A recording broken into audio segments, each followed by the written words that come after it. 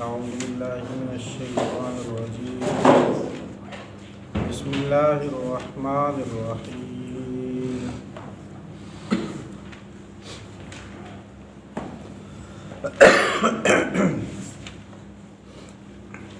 سورہ بنی اسرائیل آیت نمبر 23۔ سورہ بنی اسرائیل کل کے درس میں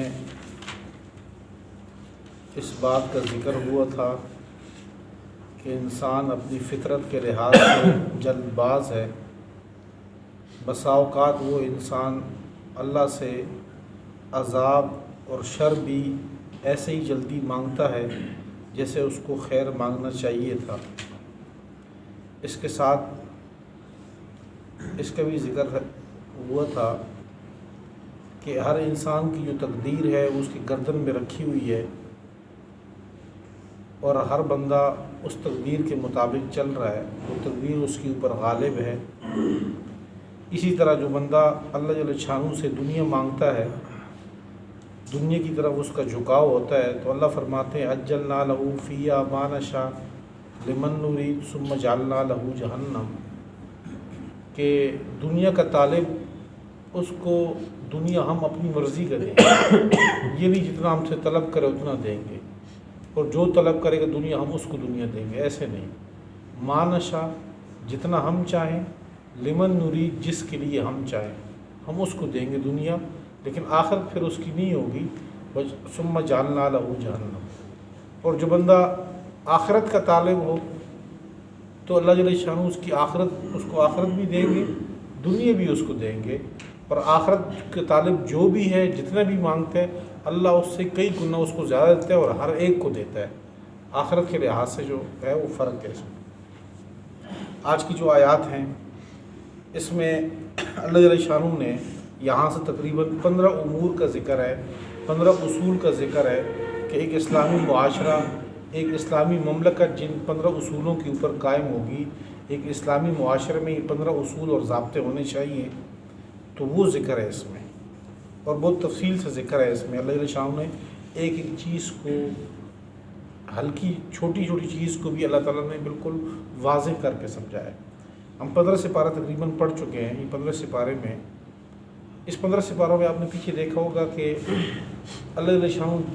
بار بار اس بات کا تذکرہ کرتے ہیں کہ اقیم الصلاۃ یقیمون الصلاۃ، اقیم الصلاۃ نماز قائم کرو،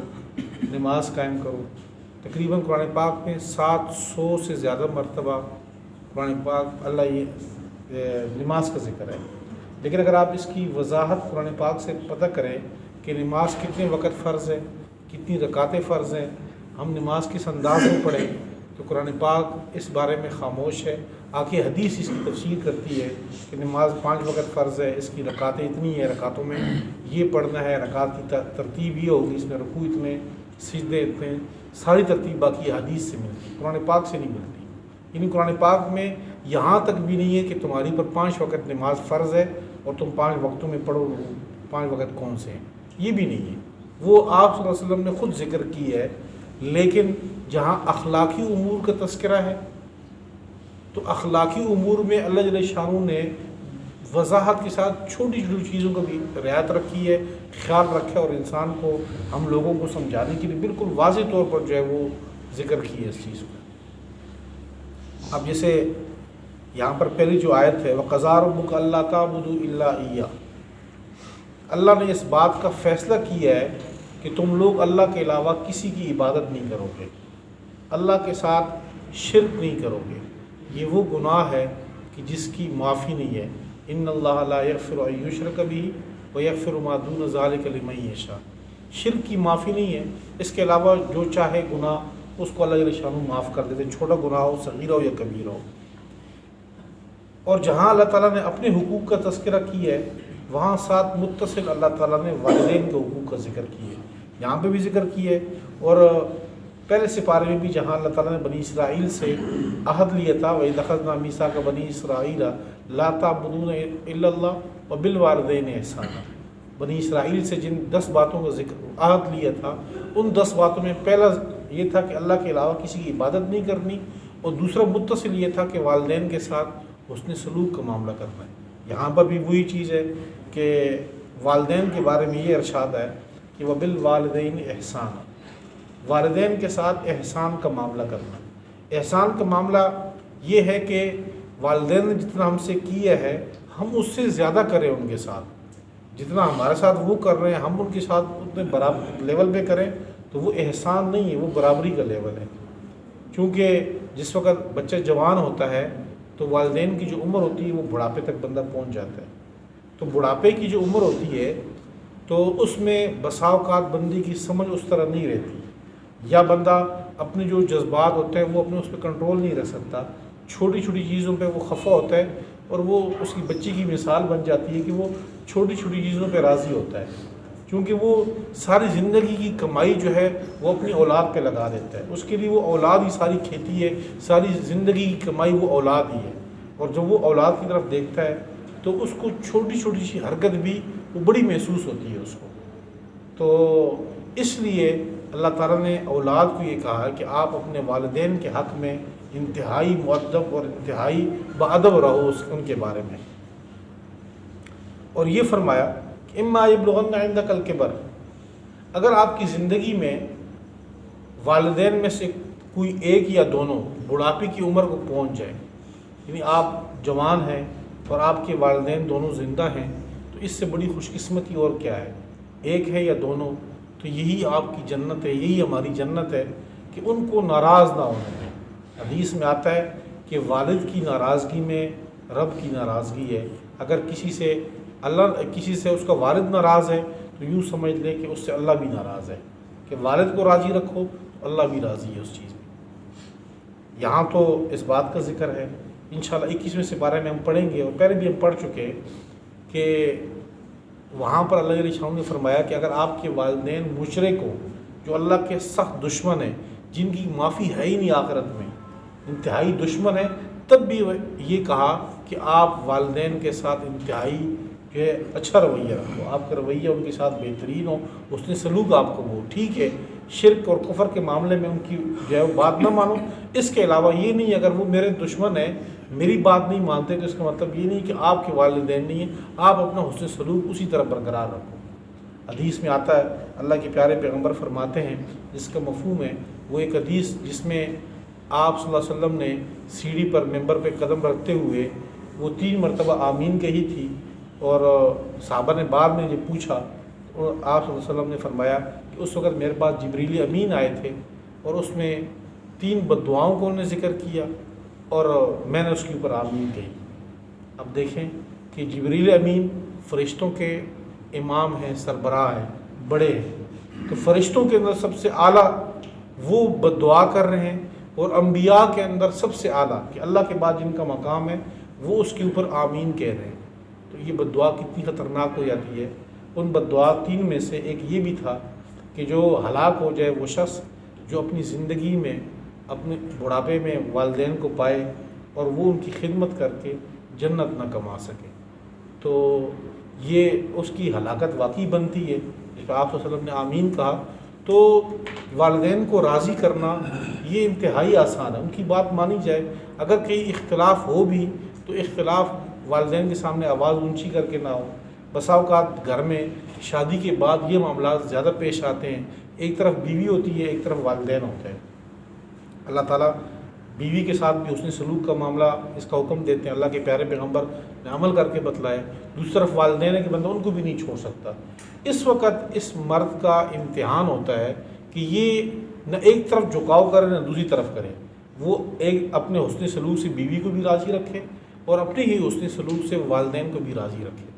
اگر وہ بیوی کی طرف جاتا ہے تو جنت اس کے قدموں سے جا رہی ہے، اور والدین ہی کی طرف زیادہ چلا جائے کہ بیوی کی بات بالکل ہی نہ سنے تو وہ بھی اس کی زندگی بھی خراب ہے، وہاں کا معاملہ بھی اللہ کو پسند نہیں ہے۔ تو لہٰذا وہ ایک دھاری دار تلوار کے اوپر گویا کہ چل رہا ہے کہ وہ ایک طرف جھکاؤ نہیں، دونوں طرف سے میانہ روی کرے۔ معاملات زیادہ بگڑتے ہیں مرد ہی کی طرف سے، کہ اگر مرد جو ہے وہ ایک طرف کی بات سنے دوسری طرف نہ جائے، دوسری طرف سنے ہی نہیں یا توجہ نہ دے یا اس کو حل نہ کر سکے، تو یہ معاملات آپس میں پھر خراب ہوتے ہیں۔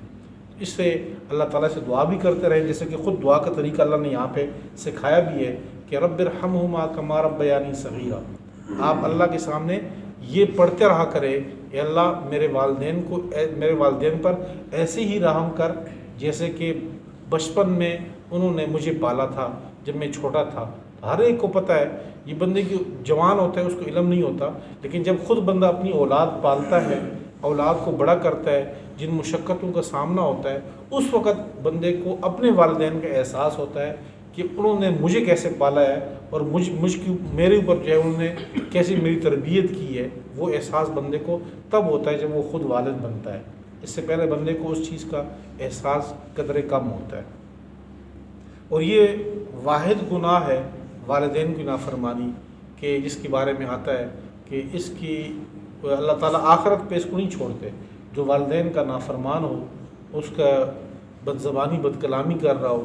بے ادب ہو، گستاخ ہو، تو اللہ تعالیٰ دنیا میں ہی اس کا بدلہ دے دیتے ہیں، اس کو سزا دنیا میں دیتے ہیں، آخرت تو بہت بعد کی بات ہے۔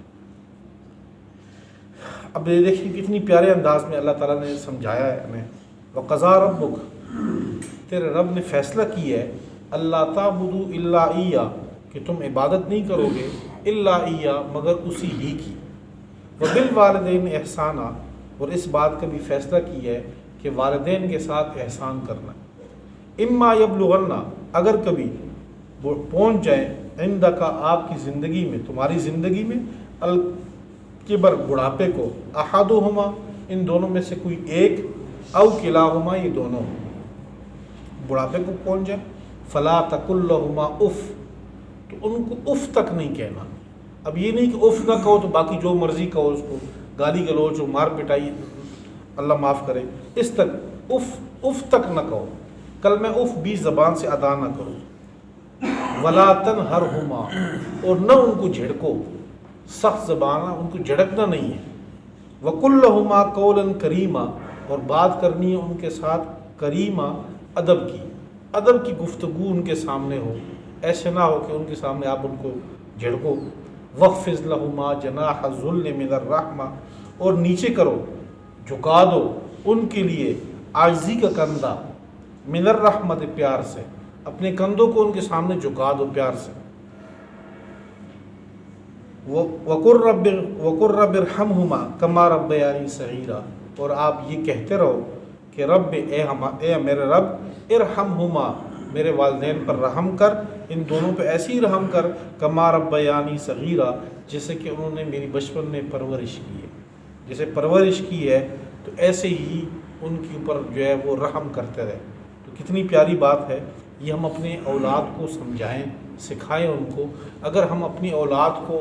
دین نہیں سکھائیں گے تو گویا کہ ہم اپنا خود ان کو تعلیم نہیں دیں گے۔ دین اور دنیا کی دونوں کی تعلیم ضروری ہے۔ اولاد تب جو ہے وہ ہاتھ سے نکلتی ہے جب ہم ان کی تربیت صحیح نہ کریں، ان کو ہم توجہ صحیح نہ دیں، حلال حرام جہاں سے مرضی اکٹھا کر کے ان کو کھلائیں، تو پھر ان کا اثر یہی نکلتا ہے کہ وہ بے ادب ہو جاتی ہے۔ تو ان کو حلال کھلائیں، ان کی تربیت اچھی کریں، تو دین کی بھی تربیت اور آخرت ان کو، تو جب وہ اللہ کے ماننے والے ہوں گے تو اللہ کی ہر بات مانیں گے، تو آپ کی بات بھی مانیں گے۔ ربکم اعلم بما فی نفوسکم، تمہارا رب خوب جانتا ہے جو تمہارے دلوں میں ہے، تو دلوں کی بات ہے وہ اللہ خوب جانتا ہے۔ ان تکونوا صالحین، اگر تم نیک ہو تو فإنہ کان للأوابین غفورا، بس بے شک وہ اللہ تعالیٰ رجوع کرنے والوں کو معاف کرنے والا ہے۔ جو اوابین ہیں، جو رجوع کرنے والے اللہ کی طرف، ان کو معاف کرنے والے۔ وآت ذی القربى حقہ والمسکین وابن السبیل ولا تبذر تبذیرا، اور قریبی رشتہ داروں کو ان کا حق دو، جو ان کا حق بنتا ہے آپ کے پاس وہ تو لازمی دو۔ احسان کا معاملہ یہ اضافی ہونا چاہیے، لیکن جو ان کا حق بنتا ہے وہ ان کو دو۔ والمسکین، اور مسکین کو، وابن السبیل، مسافروں کو، ولا تبذر تبذیرا، لیکن خرچ کے اندر یہ ہو کہ آپ فضول خرچی نہ کرو، مال کو بے جا نہ اڑاؤ۔ ولا تبذر تبذیرا، مال کو بے جا نہ اڑاؤ۔ ان المبذرین کانوا اخوان الشیاطین، بے شک مبذرین، اسراف کرنے والے، مال کو بے جا اڑانے والے، کانوا اخوان الشیاطین، وہ شیطان کے بھائی ہیں۔ وکان الشیطان لربہ کفورا، اور شیطان کی ایک خصوصی وصف یہ تھی کہ وہ اپنے رب کا ناشکر تھا۔ جو بندہ اپنی مال دولت کو بے جا اڑاتا ہے، اسراف کرتا ہے، تو اس میں وہ شیطان ہے۔ جس طرح شیطان رب کا ناشکر ہے، وہ یہ کہ آپ کو جو اللہ تعالیٰ نے، ہمیں جو اللہ تعالیٰ نے مال کی نعمت دی ہے، ہم اس کی ناشکری کر رہے ہیں، بے جا اڑانا، اسراف کرنا۔ اس کی تفسیر میں مفسرین نے لکھا ہے کہ جو کام جائز ہے، حلال ہے، اس میں مبالغہ کرنا، اس میں حد سے زیادہ آگے بڑھنا، یہ بھی اسراف ہے۔ یعنی کہ ایک کام ہے کہ مکان کا رنگ و روغن کرنا ہے۔ اب مکان کا رنگ و روغن جو ہے وہ 1000 میں بھی ہو سکتا ہے، 2000 میں بھی ہو سکتا ہے، 5000 میں بھی ہو سکتا ہے۔ آپ میانہ روی سے آپ 2000 کی طرف چلے جائیں اگر آپ کا ہاتھ کھلا ہے، تو جو کام 2000 میں ہوتا ہے اس کو آپ 10000 تک لے جائیں، اس خرچے کو، جو جائز کام ہے رنگ و روغن کا، ویسے اور بھی ضروریات، تو یہ ہے جو ہے اسراف تک بندہ چلا جاتا ہے۔ ایک بندے کی مثال جوتے ضرورت ہیں، اب جوتے 1000 کے بھی ہیں، 2 کے بھی ہیں اور 10 کے بھی ہیں۔ اگر بندہ 2 سے اس کی ضرورت پوری ہوتی ہے تو اس کو بے جا اسراف کرتے ہوئے، اللہ نے بھلے اس کو نعمت دی ہے، مال دی ہے، تو اس کا مطلب یہ نہیں ہے کہ اس کو فضول اڑائے۔ یہ جو ہے مال کی ناقدری اور بے قدری ہے۔ اور علماء نے، مفسرین نے یہ بھی لکھا ہے کہ جو گناہ کے کام ہیں، گناہ کے کام میں 1 روپے خرچ کرنا بھی تبذیر میں داخل ہے، اسراف میں داخل ہے۔ جو کام بندے کی نہ دنیاوی ضرورت ہے نہ اخروی ضرورت ہے، اس میں پیسہ لگا دے، جیسے شادی میں بے جا پیسہ لگائے، نام و نمود پہ، گانے بجانے پہ، فضول چیزوں پہ، کہ رات کو جو ہے نا ڈھول ڈمکوں کے لیے آپ جو ہے باقاعدہ پارٹی ہائر کریں، 1 لاکھ میں وہ 5 جو ہے 1 رات میں 5 لاکھ وہ لے، اس سے وہاں پر تو 1 روپے لگانا بھی یہ اسراف میں داخل ہے۔ جائز کاموں میں حد سے بڑھے تو وہ اسراف میں داخل ہے، جو ناجائز کام ہے جس سے اللہ کے پیارے پیغمبر نے روکا ہے، اس میں 1 روپے لگانا بھی، وہاں یہ نہیں کہ حد سے زیادہ لگاؤ، وہاں 1 روپے بھی اسراف میں داخل ہے کہ وہ نہ لگاؤ۔ وَإِمَّا تُعْرِضَنَّ عَنْهُمُ ابْتِغَاءَ رَحْمَةٍ مِّن رَّبِّكَ تَرْجُوهَا فَقُل لَّهُمْ قَوْلًا مَّيْسُورًا۔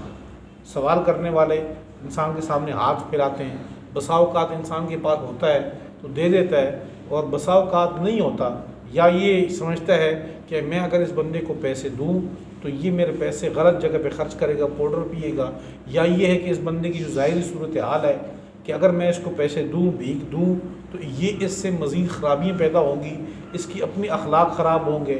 یہ ہٹا کٹا بندہ ہے، بجائے کمائی کے دوسری طرف چلا جائے گا۔ تو بندہ اس سے اعراض کرنا چاہتا ہے، نہیں دینا چاہتا، تو اس وقت اس کو جھڑکے نہیں، اس سے اعراض کر لیں کہ ابھی نہیں ہے میرے پاس، یا یہ ہے کہ آپ کے مناسب نہیں، آپ اس کو مناسب نہیں سمجھتے دینا، تو اللہ فرماتے ہیں اس کو نرم بات کہہ کر اس سے جان چھڑائے۔ یہ نہیں کہ اس کو جو ہے وہ جھڑکے، اس کو کہ تو پاؤڈری ہے، پاؤڈر پیتا ہے، پیسے ضائع کرتا ہے، نہیں دیتا تجھے، اس کو تانا دینا، آر دلانا، یہ صحیح نہیں۔ اس کو ایسے انداز میں گفتگو کرے کہ وہ اس سے جان چھڑا دے اسے۔ جیسے قرآن پاک کی سورہ ضحیٰ میں اللہ نے فرمایا وَأَمَّا السَّائِلَ فَلَا تَنْهَرْ، کہ سائل کو جھڑکو نہیں، جو آپ سے مانگنے آئے اس کو جھڑکو نہیں۔ اگر آپ نہیں دینا چاہتے تو آپ اچھی طریقے سے اس سے اعراض کر لیں۔ وَإِمَّا تُعْرِضَنَّ عَنْهُمْ، اور اگر آپ اعراض کرتے ہیں مانگنے والوں سے، ابتغاء رحمت من ربک، اپنے رب کی رحمت کی تلاش میں، آپ کے اعراض بھی اس لیے ہے کہ رب راضی ہو ان کو نہ دوں، یا آپ کے پاس ہے نہیں، تو فقل لہم قولا میسورا، آپ ان سے بات کرو میسورا، قولا میسورا، نرم بات، اس سے ایسے انداز میں کرو۔ ولا تجعل یدک مغلولۃ الی عنقک ولا تبسطها کل البسط فتقعد ملوما محسورا۔ جس طرح اسلام تبذیر اور اسراف اس چیز کو منع کرتا ہے کہ اپنے مال کو بے جان نہ اڑاؤ، اس طرح اسلام جو ہے وہ بخل پہ بھی منع کرتا ہے کہ بخیلی مت کرو۔ اللہ کے پیارے پیغمبر فرماتے ہیں، جس کا مفہوم ہے کہ بخیل شخص یہ اللہ سے بھی دور ہے، جنت سے بھی دور ہے، اور لوگوں سے بھی دور ہے، کہ بخیل شخص کو کوئی بندہ پسند نہیں کرتا۔ تو یہاں پہ یہ بھی روکا گیا کہ آپ بخل نہ کرو، جو جائز ضروریات ہیں اس پہ لازمی خرچ کرو۔ سب سے اور مزے کی بات یہ ہے کہ ہم اگر اپنی ذات کے اوپر خرچ کریں، اپنے اہل و عیال کے اوپر خرچ کریں، تو اس پر صدقے کا ثواب ملے گا۔ یہ نہیں کہ ہم اس پہ خرچ کریں تو وہ چلا گیا، ایسی گھڑے میں چلا گیا، ایسے نہیں ہے۔ آخرت میں ہمیں اس کا اجر دیں گے، دنیا میں بھی اللہ دیں گے، آخرت میں اس کا اجر ہمیں ملے گا اگر ہم اپنی اولاد پر خرچ کریں، ان کی کھانے پینے پہ خرچ کریں، اور اپنی بیوی پہ خرچ کریں، ان کے لباس پہ خرچ کریں کہ اچھا لباس پہنیں، میرے بچوں کا لباس اچھا ہو، ان کے جوتے اچھے ہوں، ان کی تربیت اچھے ہو، اس کے اوپر جو خرچہ آتا ہے یہ صدقات میں داخل ہے۔ لہٰذا اس میں دل تنگ نہیں کرنا چاہیے۔ بسا اوقات عورتیں شکایت کرتی ہیں کہ خاوند جو ہے وہ جیب خرچ نہیں دیتا، تو عورت کو اپنی بیوی کو بندہ ایسے جیب خرچ دے دیا کرے کہ ان 1000-2000 اپنی استطاعت کے مطابق جتنے بندے کی استطاعت ہو وہ پیسے دے، پھر ان پیسوں کا حساب نہیں لینا چاہیے اس سے کہ آپ نے پیسے کہاں خرچ کیے، جسے ہم بچوں سے حساب لیتے ہیں، تو بندہ بیوی سے حساب نہ مانگے۔ تو یہ ایک غلط عادت بھی ہے کہ بیوی سے 1-1 روپے کا حساب لیے جا رہا ہو کہ جی آپ نے یہ پیسے کہاں خرچ کیے۔ کچھ اس کو دے، ہاں بقایا ہو کہ زیادہ ہو تو بندہ اس سے لے کے بھی کہاں خرچ ہوا ہے تربیت کے لیے، لیکن کچھ اس کے لیے اپنا سیپریٹ اس کو خرچہ دیتے رہے کہ بھئی آپ کی ذات کے لیے، جس طرح ہم اپنی ذات کے اوپر خرچ کرتے ہیں، کیونکہ بندہ کماتے ہی اپنی ذات کے لیے، اپنے بچوں کے لیے، بیوی بچوں کے لیے کماتا ہے، پھر ان کے اوپر بندہ تنگی کرے تو یہ اللہ کو بھی پسند نہیں یہ چیز۔ وَلَا تَجْعَلْ يَدَكَ مَغْلُولَةً إِلَىٰ عُنُقِكَ، اور نہ بناؤ اپنے ہاتھ کو مغلولتاً، بندھا ہوا، الا عنقک، اپنے گردن کی طرف، اپنے گردن کی طرف یوں ہاتھ آپ نے ایسے باندھا ہو۔ ولا تبسطها كل البسط، اور نہ کھولو اس کو مکمل کھولنا، نہ ہاتھ کو بالکل بند رکھو اور نہ اس کو مکمل کھولو۔ فتقعد ملوما محسورا، اگر آپ ایسے کر رہے ہیں کہ ہاتھ بالکل آپ کا شاہی خرچ ہے، تنخواہ آتی جو ہے وہ 1 ہفتے میں اڑا دیتے ہو، تو فتقعد ملوما محسورا، آپ بیٹھ جائیں گے ملامت کیا ہوا، محسورا، ہارا ہوا۔ اس وقت پھر آپ کو ملامت ہوگی کہ پورے مہینے کی تنخواہ ملی، آپ نے ہفتے میں اڑا دیے عیاشیوں پہ، اور پھر آپ جو ہے لوگوں سے ادھار مانگتے ہو۔ ان ربک یبسط الرزق لمن یشاء ویقدر، اسلام کتنے ہمیں پیاری باتیں بتاتا ہے، یہ میانہ روی کا مذہب ہے ہمارا، اسلام اعتدال کے ساتھ جو ہے وہ سکھاتا ہے ہمیں۔ ان ربک یبسط الرزق لمن یشاء ویقدر، بے شک تیرا رب یہ کھولتا ہے رزق، کشادہ کرتے ہیں رزق، لمن یشاء، جس کے لیے اللہ چاہتا ہے، ویقدر، اور تنگ کرتا ہے جس کے لیے اللہ چاہتا ہے۔ یہ رزق کے فیصلے اللہ کے پاس ہیں، وہ یہ نہیں کہ انسان جو ہے خود کماتا ہے، محنت کرتا ہے، محنت کی بات نہیں ہے، بات تقدیر کی ہے۔ جو انسان ماں کی پیٹ میں تھا اس وقت اس کی تقدیر میں جو کچھ لکھا ہوا تھا، اس کا ایک نوالا بھی، ایک پیسہ بھی جو اس کے مقدر میں لکھا ہوا ہے کسی اور کے پاس نہیں جائے گا، اور جتنی محنت کرے، جتنا آگے جائے، یہ کسی اور کا ایک نوالا بھی چھین کے اپنے منہ میں نہیں ڈال سکتا۔ تو اس لیے بندے کو کیا ضرورت ہے کہ بندہ حرام کی طرف جا رہا ہو، اللہ نے جو کچھ مقدر میں رکھا ہے وہ مل کر رہے گا۔ انہ کان بعبادہ خبیرا بصیرا، بے شک اللہ تعالیٰ اپنے بندوں کی خوب خبر رکھتا ہے، بصیرا، خوب دیکھنے والا ہے۔ یہ نہیں کہ اللہ تعالیٰ نے بندوں کو پیدا کیے تو ان کے حالات کی خبر نہیں ہے۔ 7 ارب سے زیادہ انسان ہے، ہر ایک کے دل میں آنے والے حالات اور واقعات وہ خوب جان رہا ہے اور دیکھ رہا ہے اللہ تعالیٰ۔